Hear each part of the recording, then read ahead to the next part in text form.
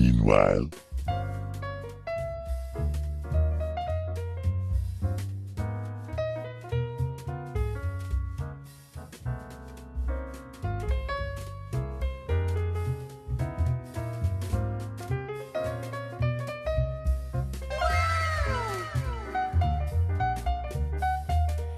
Yeah, boy.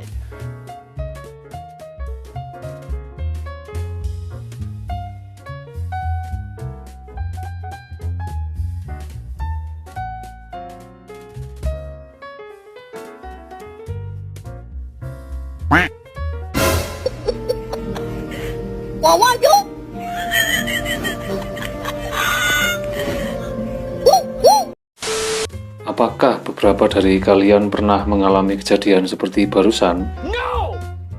Terutama untuk pemula. Kalau yang profesional ya mungkin pernah mengalaminya juga.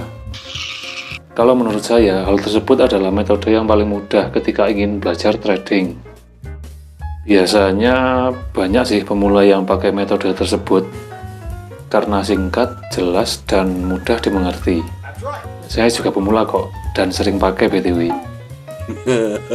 Tapi setelah nyaman dengan metode tersebut, kemudian ada kejadian seperti ini.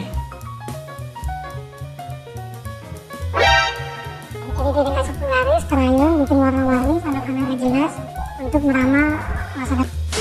Dan akhirnya kalian mulai meragukan hal itu. Mungkin mulai bertanya-tanya, apakah penggunaan chart pattern masih berguna untuk trading? Kebetulan sekali di video ini saya akan berbagi sedikit tips kalau mau trading pakai chart pattern. Sebenarnya chart pattern masih berguna dan memiliki probabilitas yang baik. Tapi ada hal-hal yang harus diperhatikan. Pertama, reversal pattern. Ini yang paling rawan. Seperti biasa, penentuan tren pada pair yang akan kalian tradingkan sangatlah penting, terutama pada time frame besarnya. Sebagai contoh, kalian menemukan pola double bottom dalam keadaan tren menurun. Memang menggoda banget sih untuk entry buy. Tapi tunggu dulu, belum tentu ini pola pembalikan tren. Pastikan pola tersebut berada pada level demand atau support kuatnya.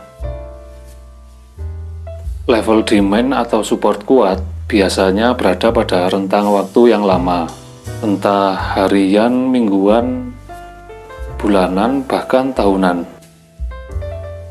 Karena jika tidak, kemungkinan trennya masih akan lanjut bearish sampai ke level pentingnya. Contoh pada pair ini, harga masih terus turun meskipun di situ ada pola double bottom. Ya, masuk akal. Ternyata di level demand tersebut ada gap harga yang harus diisi. Dan gapnya terisi setelah bertahun-tahun bergerak di atas dari level tersebut. Lama banget. Rentang yang lama biasanya juga bergantung pada sentimen pasar dan kebijakan sentral bank. Jadi langkahnya begini. Lihat tren dulu, lihat posisi harga berada pada level penting atau tidak. Akan lebih bagus jika dibarengi dengan berita yang mendukung. Biasanya pola pembalikan tren terbentuk setelah keluar berita yang positif. Kalau yang negatif masih menjadi rahasia. Lalu bagaimana jika kalian ngotot untuk pasang order? Ya bisa saja, tapi risk to rewardnya biasanya kecil, jadi kurang bagus bagi yang swing trade. Kalau scalping atau intraday cocok sih. Bagaimana jika tidak pakai SL? Di beberapa contoh kasus, pakai metode chart pattern juga bisa dapat RR yang besar, meskipun tidak pakai fundamental atau berita. Biasanya hal tersebut adalah momen yang sangat langka, karena pergerakan market selalu dinamis dan tidak bisa ditebak. Tapi tenang, saya ada sedikit tips untuk menangkap momen tersebut. Kalian bisa tambahkan indikator EO untuk memperjelas probabilitas. Info selengkapnya ada di video yang ini. Kedua, yaitu continuation pattern. Kalau yang ini, sepertinya lebih mudah daripada yang reversal. Sebenarnya kunci dari pola continuation yaitu berada pada pergerakan harganya. Sebagai contoh, ini pola bullish continuation. Jika ada pergerakan impulsif dan korektif menurun atau mendatar, maka kemungkinan besar pergerakan harga selanjutnya akan impulsif lagi untuk melanjutkan tren bullishnya. Jadi, untuk probabilitasnya bisa dapat RR yang besar. Akan tetapi, jika pergerakan harga korektifnya naik setelah impulsif, jangan langsung pasang order. Kemungkinan harga sedang bergerak di level pentingnya.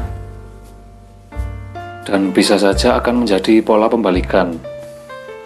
Intinya, pola continuation memiliki syarat sebagai berikut. Jika bullish, korektifnya harus downtrend atau mendatar.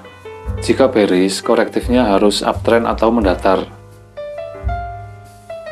BTW, ini hanya secuil informasi dari saya.